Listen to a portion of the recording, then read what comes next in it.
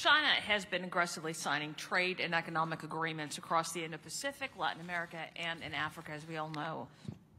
The result is that these countries and these regions are growing more dependent on Chinese technology companies and supply chains, opening the door for China's authoritarian digital practices to take root in putting U.S. technology companies at a significant competitive disadvantage. And this all serves China's broader strategic interests. Furthermore, China's lack of transparency and disregard for human rights has led to a growing concern among many nations.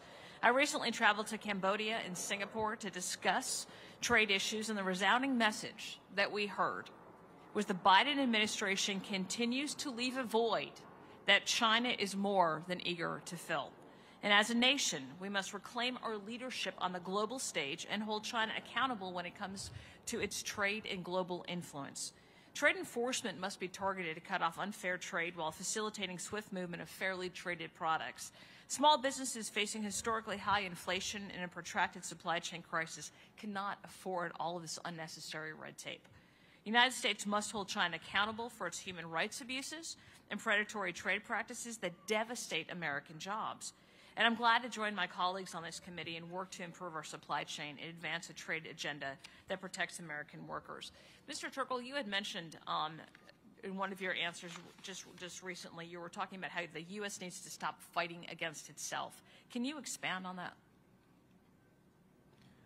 You mean the can you repeat that question again? You had mentioned earlier in one of your last answers that the U.S. needs to stop fighting itself.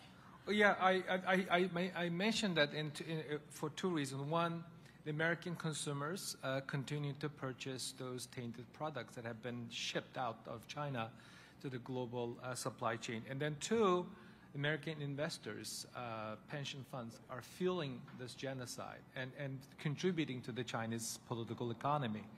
And finally, the Chinese tech, it's going both ways actually, has been so effective, and the Chinese developed, tested, utilized, and now exporting all around the world.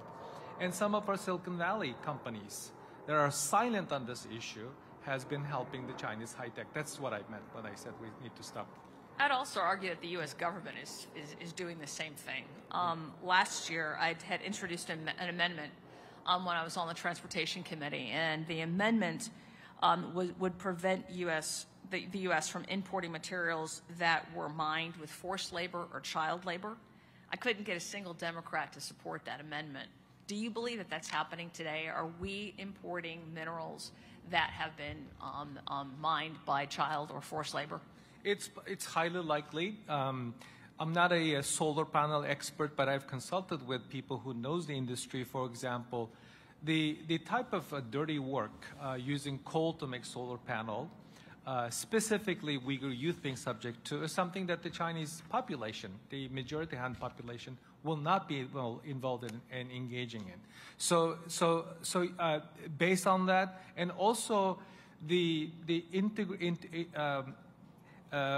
internal migration that has been in practice for years, even while I was living in China in the 1990s, points to the direction that the Uyghur youth have also been subject to forced labor practices.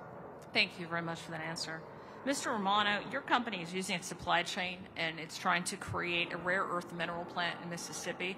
Recently, the Biden administration signed critical mineral agreements with Japan and are currently negotiating with the EU. These agreements lack safeguards on where they source their critical minerals and make us, again, more reliant on China. Can you tell me a little bit about what Tronox is doing to build up the rare earth domestic industry, and what policies can the U.S. purpose to ensure that critical minerals are produced here at home? Yeah, thank you for the question. So as I mentioned earlier, we have for many years been mining rare earth materials in the form of monazite and been processing that up until recently and been selling it to China. So that's where the market is. We talk about how does China get to the point where it is today. It's because they control the market.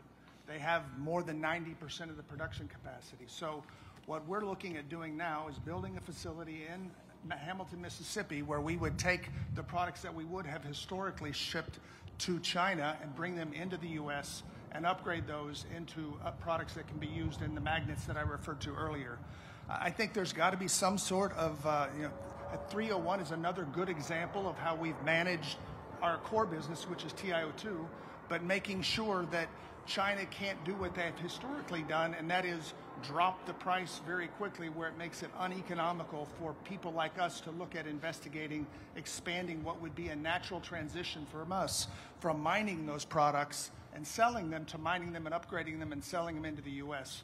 You know, we're looking at getting some funding from the U.S., so you know, we're making good progress in that area. But I think USTR 301 trade tariffs have had a huge impact on our business. Those kinds of things will help us make sure China doesn't do that to us in this particular space around minerals, around rare earths. Excellent. Thank you. I yield back.